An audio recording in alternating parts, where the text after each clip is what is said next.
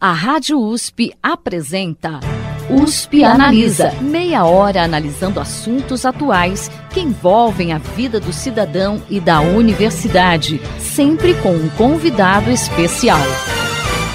USP Analisa.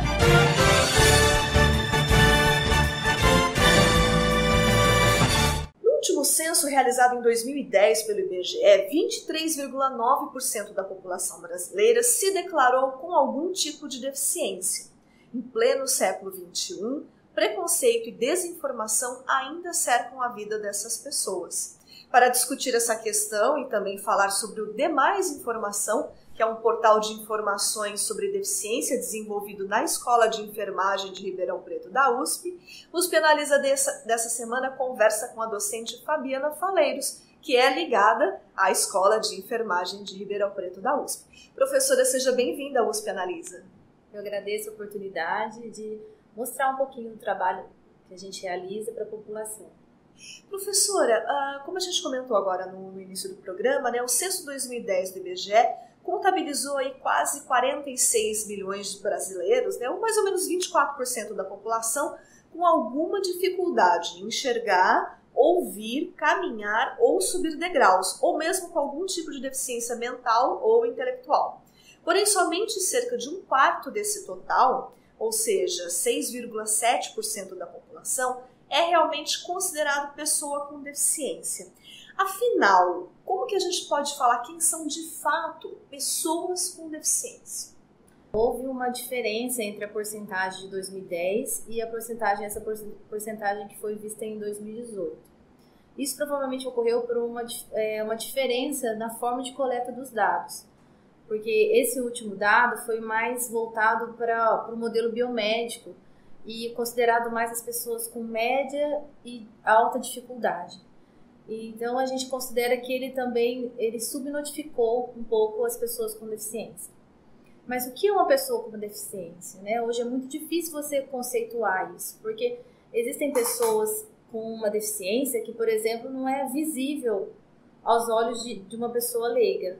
Então, acontece muito com as crianças com TEA, com transtorno do espectro autista, que às vezes elas têm um comportamento que não é esperado na sociedade, e logo as pessoas julgam aquela família, que aquela criança não foi bem educada ou que ela não está tendo um comportamento adequado e não percebem que aquela pessoa tem uma deficiência, ela tem uma dificuldade e ela deve ser considerada antes desses julgamentos. Então, quando você considera a pessoa com deficiência, ela pode ter vários tipos de deficiência. Pode ser uma deficiência intelectual, uma deficiência física, uma deficiência visual, uma deficiência auditiva. É muito mais amplo e é muito difícil, por exemplo, um funcionário do censo conseguir avaliar essas deficiências. Por isso, e ao mesmo tempo, em 2010, foi a pessoa que se autodeclarou. Então, essa diferença está aí na forma de coleta dos dados. Que é complicado a pessoa se autodeclarar se ela às vezes não tem nem conhecimento do que realmente é essa deficiência, como a senhora mesmo falou. Exatamente. E professora, que análise que a senhora faz das atuais políticas públicas de inclusão e de assistência às pessoas com deficiência, tanto em nível nacional quanto em nível local, pensando aqui estado de São Paulo, Ribeirão Preto? Sei que essa é uma pergunta muito ampla, mas é importante a gente discutir. Sim, o Brasil ele participa de vários acordos internacionais que defendem os direitos das pessoas com deficiência. Então, nós participamos de acordos internacionais importantes e as nossas atuais leis, elas garantem vários direitos das pessoas com deficiência. Só que uma coisa é a lei estar escrita e uma coisa é o que realmente acontece na sociedade. O que a gente vê, principalmente, que uma dos direitos das pessoas com deficiência é o direito à acessibilidade, é o seu direito de ir e vir, que vai um pouco além, lógico, de você andar com a sua cadeira de rodas nas calçadas, por exemplo, que a população constrói totalmente desnivelado, então a pessoa não consegue passar pela calçada, com a cadeira de rodas. Tem esse quesito de acessibilidade, mas também tem acessibilidade aos centros de reabilitação, que também existe uma dificuldade grande. Para você ter ideia, na minha tese de livre docência que eu defendi há pouco tempo, com pessoas com lesão medular, que são aquelas pessoas que têm uma lesão na coluna e passam a ficar paraplégicas ou tetraplégicas, e viram, a maioria utilizam a cadeira de rodas. Essas pessoas demoraram, 50% das pessoas da minha amostra, que era do Brasil todo, até 7 meses para chegar num centro de reabilitação. E isso interfere na recuperação dela. Sim, a média foi de 1 ano e 7 meses para a pessoa chegar a um centro de reabilitação. Isso é muito tempo. Você já se imaginou sofrendo um acidente, ficando paraplégico ou tetraplégico e esperar mais de 1 ano para chegar a um centro de reabilitação? Então, isso é uma dificuldade que as pessoas precisam... o governo precisa ter políticas públicas que ensine as pessoas e que a rede do Sistema Único de Saúde, que ela seja mais integrada, que uma pessoa que está numa unidade básica de saúde consiga chegar até um centro de reabilitação, por exemplo, que é o nosso CER aqui do HC. E que os próprios funcionários dessas unidades, né, professora? Porque a gente vê que muitas vezes eles não têm conhecimento de como funciona a rede e não conseguem encaminhar essas pessoas, né? Exatamente, há um desconhecimento tanto dos profissionais em encaminhar, quanto da população. E existe também outros tipos de hospitais, por exemplo, como a Rede Sara, que é muito conhecida, que o próprio paciente tem que entrar no site e fazer inscrição. E isso é uma barreira na acessibilidade, porque muitas vezes a pessoa não tem acesso à internet, ou é uma pessoa mais idosa que não domina. E isso, por si só, já é uma barreira, apesar de ser um excelente serviço prestado. Mas talvez precisa melhorar um pouco o acesso, inclusive, à informação, né? Exatamente. Recentemente, o governo enviou à Câmara dos Deputados uma proposta que flexibiliza a Lei 8.213 de 1991. É uma lei que determina que empresas com mais de 100 funcionários mantenham em seus quadros um percentual para a contratação de pessoas com deficiência. De acordo com essa proposta, o percentual, que varia de 2% a 5%, poderia ser substituído, né, por uma contribuição em dinheiro para a União, ou mesmo pela possibilidade de 2 ou mais empresas se unirem para alcançar esse coeficiente de contratação previsto na lei. Que análise a senhora faz desse projeto e que consequências a senhora consegue ver para as pessoas com deficiência? Eu acho muito delicado um projeto desse. Por quê? Primeiro, porque outros países já fizeram essa experiência. Nós temos, por exemplo, o caso da Espanha, que tem essa experiência das empresas pagarem para a União, ao invés de reservar essas vagas para as pessoas com deficiência. O que aconteceu? As pessoas com deficiência receberam os benefícios em dinheiro, mas estão trancadas no seu domicílio. Então, isso é um golpe na inclusão. O que eu acredito? Eu acredito que o Brasil está indo num processo de integração e agora a gente conseguindo a inclusão. Inclusive, nós já temos instituições que trabalham com uma metodologia que é relativamente nova, mas é muito boa, que chama Emprego Apoiado, que é justamente para apoiar aquelas pessoas com deficiências mais severas e que têm dificuldade de ser inseridas no mercado de trabalho, substituindo aquelas antigas oficinas, porque antigamente faziam aquelas oficinas de trabalho separadas, que as pessoas com deficiência trabalhavam, mas fechadinhas, não. Existia uma segregação. Exatamente. O apoio, né, esse apoio que chama Emprego Apoiado, a pessoa já trabalha dentro da instituição mesmo, e a instituição oferece a vaga e a gente vai preparar a pessoa para aquela vaga, de acordo com a autonomia da pessoa e com a vontade da pessoa também de trabalhar com aquela atividade. Eu acredito nesse tipo de inclusão, porque hoje a Previdência Social, ela paga muitos salários, né? Muitas pessoas têm o benefício e essas pessoas, de certa forma, elas se acostumam com isso. E se a gente tivesse mais incentivo ao emprego apoiado, essas pessoas também seriam mais felizes, porque o fato de você ser produtivo e ter contato com outras pessoas, isso também te traz felicidade. As pessoas com deficiência também desejam isso, mas elas têm medo de trocar, por exemplo, o certo, que é o benefício, pelo duvidoso, que é se arriscar no mercado de trabalho. Mas com a metodologia do emprego apoiado, elas se sentem mais seguras. E a gente tem visto bastante sucesso com essa metodologia. O benefício ele poderia até ser importante para uma pessoa que realmente não tem como se reinserir, né, professora? Mas quem tem como se reinserir... Isso daí talvez até seria uma questão de incentivar ou de estimular, né, a independência desses deficientes. Sim, né? A senhora vê nesse sentido? Sim, as pessoas com deficiência elas precisam ser estimuladas à autonomia, porque a gente tem 2 tipos de autonomia. Uma é a autonomia de execução, que eu consegui realizar, mas eu posso preservar em qualquer pessoa com deficiência a autonomia de decisão. Mesmo que ela não consiga executar, ela decide sobre a própria vida, e isso é muito importante. E a gente vê que os especialistas no emprego apoiado, eles conseguem incluir até pessoas com deficiências consideradas severas, mas a gente consegue capacitar aquela pessoa para executar. E isso para a pessoa é um ganho muito grande, porque não traz felicidade a pessoa ficar em casa o dia todo, não sendo produtiva. As pessoas querem produzir. Isso tem um impacto positivo na recuperação dessas pessoas? Com certeza, e no papel que ela exerce na sociedade e dentro da própria família.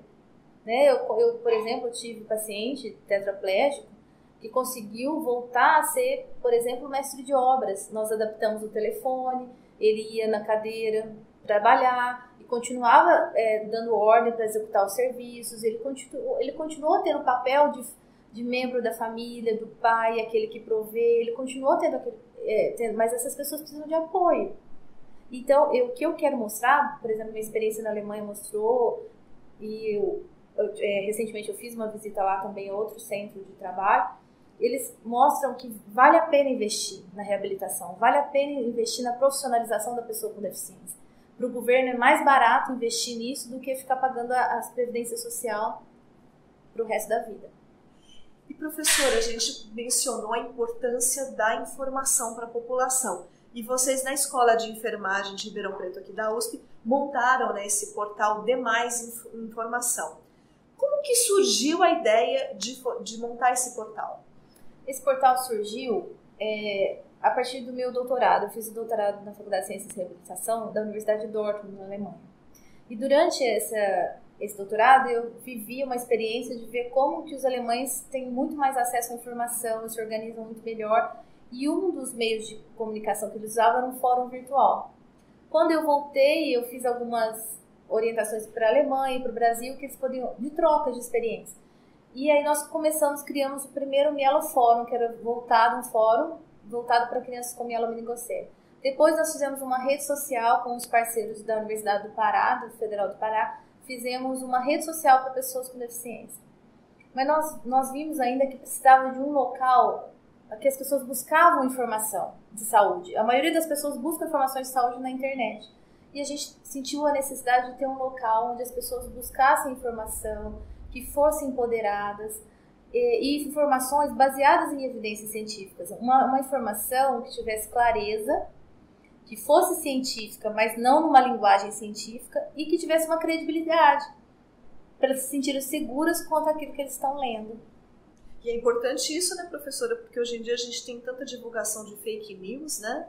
Isso ajuda a trazer informação de qualidade mesmo, né? Sim, isso é uma preocupação, né? Porque nós estamos num momento que qualquer pessoa consegue postar qualquer coisa, qualquer informação, né? Um exemplo foi a questão da vacinação, né? Da campanha de vacinação, que ligaram até o transtorno do espectro autista, e foi um golpe para nós pesquisadores isso.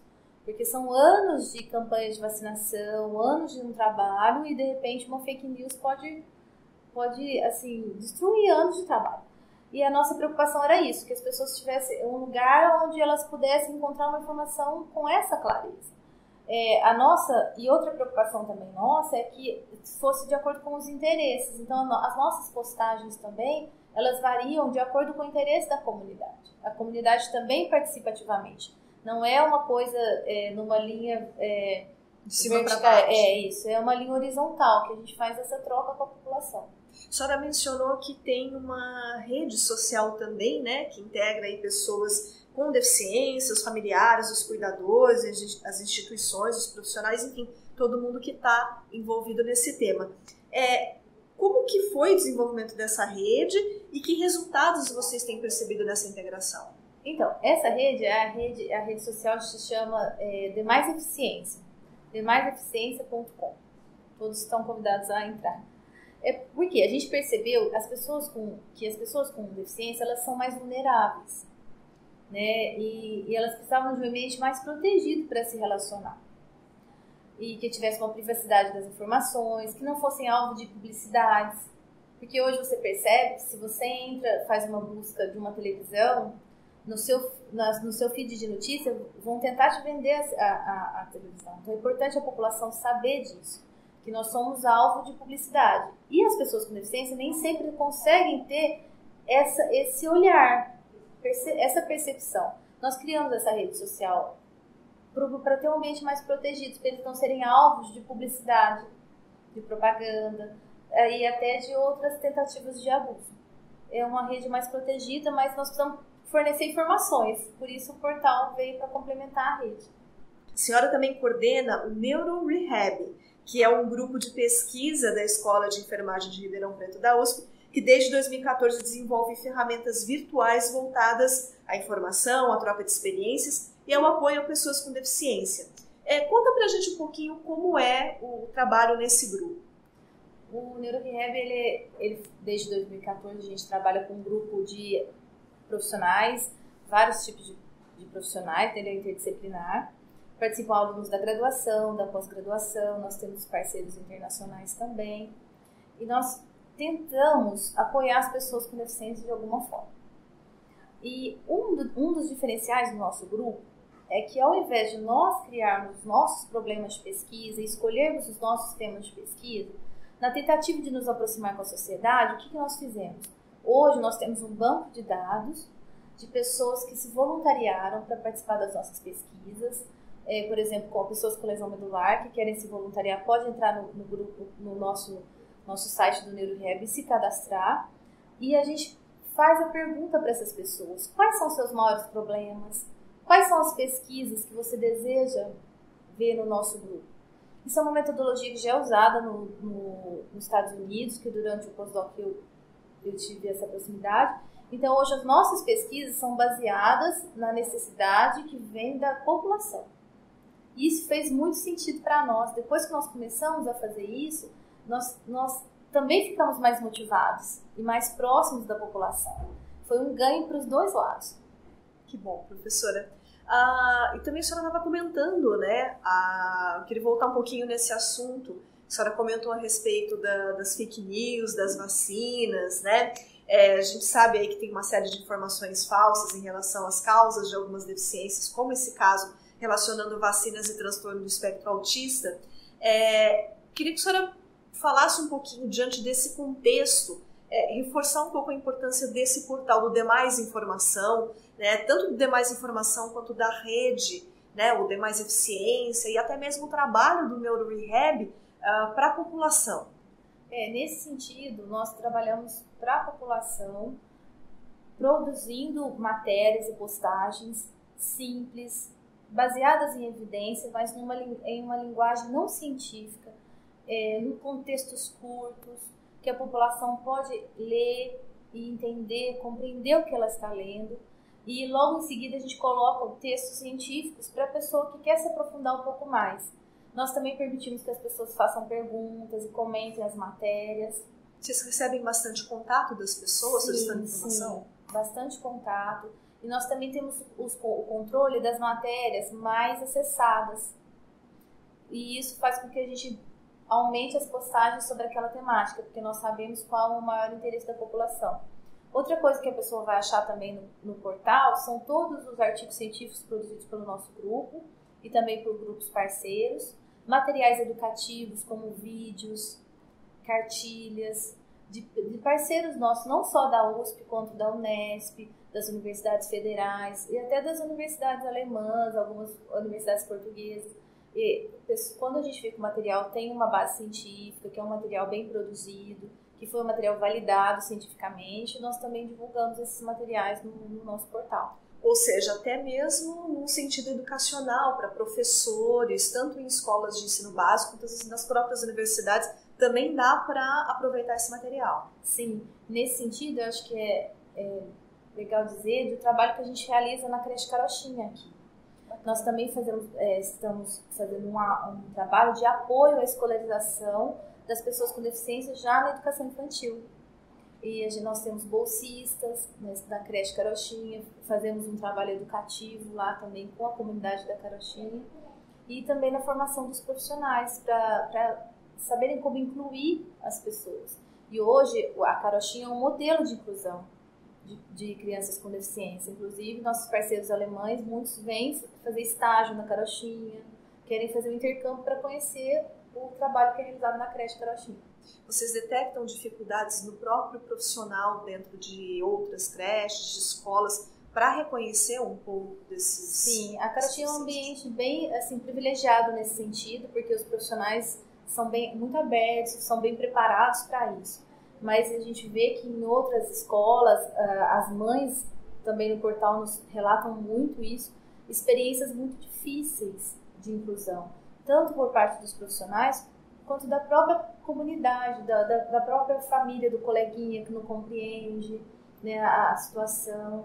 Então, o exemplo da Carochinha é bom até como formadores de multiplicadores, né, uma formação de multiplicadores, é muito importante. A senhora acha que teve uma melhora de alguns anos para cá nessa parte de compreensão por parte de toda essa rede que cerca as crianças, né, dos professores, dos pais? O que a senhora sentiu dos tempos para cá? O que eu vejo é que as pessoas aumentou um pouquinho da noção de direito da pessoa com deficiência.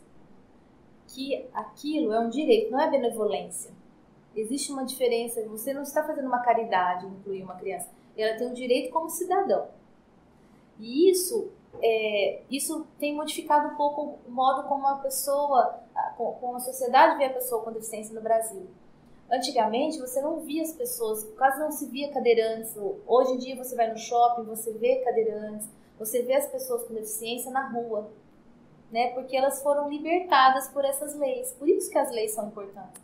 E por isso que uma lei como essa, que dá essa brecha para a empresa pagar ao invés de incluir, ela é tão maléfica para a pessoa com deficiência. E até porque não necessariamente esse dinheiro pode chegar, né, de uma forma direta para essas pessoas. Né? Exatamente. E aí, como eu não quero pagar para a pessoa com deficiência ficar em casa. Eu prefiro investir nessa pessoa na sociedade, porque isso causa o respeito à diversidade, à tolerância, todo mundo ganha. E um alerta para a comunidade é, antes de matricular seu filho numa escola, pergunte como é a inclusão. Porque se aquela escola não inclui uma criança com deficiência, ela também não vai olhar para as individualidades do seu filho. Ela não vai ter sensibilidade para o apoio que o seu filho pode precisar de algum momento. Então, antes de matricular um filho na escola, eu sempre olho isso, porque é muito importante você saber como aquelas crianças são incluídas na escola. E a informação, né, professora, ela reduz o preconceito, né? Vocês conseguem perceber isso? Sim, com certeza, porque quanto mais informada a população mais noção de direitos, e mesmo que aquela pessoa pense diferente ou sinta diferente, ela não vai dizer, porque ela sabe que o outro tem o direito de estar ali. Né? E com o tempo, a convivência, as crianças são muito dóceis, e você vai aprendendo que hoje mais vale o seu filho, você formar o seu filho como pessoa, que tem um caráter, que tem uma boa personalidade, como pessoa, do que só pensar na questão competitiva da carreira acadêmica, né? Então, mais vale o seu filho terá um ganho muito maior se ele conviver com essa diversidade que é ver uma pessoa com deficiência. A gente precisa formar cidadãos, né, professora? Exatamente. Essa que é a verdade. E esse trabalho que vocês desenvolvem, né, voltado à parte de esclarecimento do público sobre deficiências, ele surgiu aqui dentro da universidade, né, como a gente já falou, dentro do contexto da escola de enfermagem.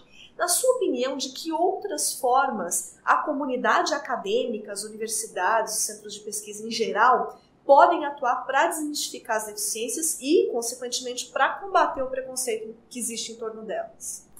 É muito difícil você preparar uma instituição para receber a pessoa com deficiência. Nós temos que, primeiro, receber essa pessoa, e a partir de cada pessoa, cada estudante que chegar, nós vamos fazer a adaptação daquela instituição. E isso envolve um posicionamento, né? Um posicionamento dos estudantes, um posicionamento dos professores, um posicionamento da instituição para receber, estar aberto àquela pessoa. Então, a primeira coisa que eu digo é que não adianta ter leis, nós temos ótimas leis, se não tiver a vontade da população. É isso que nós precisamos hoje, que a população faça esse movimento com a gente, que faça esse movimento de inclusão. Isso acontece em todas as esferas, porque em algum momento alguma pessoa vai precisar de uma inclusão. Tá certo, professora. Bom, infelizmente o nosso tempo está chegando ao final. Eu recebi hoje aqui na sede do Instituto de Estudos Avançados para conversar com a gente a docente da Escola de Enfermagem de Ribeirão Preto da USP, Fabiana Faleiros, que desenvolve um trabalho muito bacana para levar informação à população sobre a deficiência, que é o portal Dê Mais Informação e a rede social Dê Mais Eficiência. Professora, fala novamente os endereços para o pessoal que quiser saber mais a respeito. Isso, gente, acessem. O portal é feito para a comunidade, é demaisinformacão.com.br. Tá certo, então fica a dica aí, demaisinformacão.com.br. Professora, muito obrigada pela participação da senhora hoje aqui com a gente. Eu que agradeço, é sempre um privilégio poder falar da nossa pesquisa para a comunidade, porque nós trabalhamos para essa comunidade que nos sustenta, e é muito bom ter essa relação próxima com a comunidade. E o programa está sempre aberto para as pesquisas de vocês. Muito obrigada.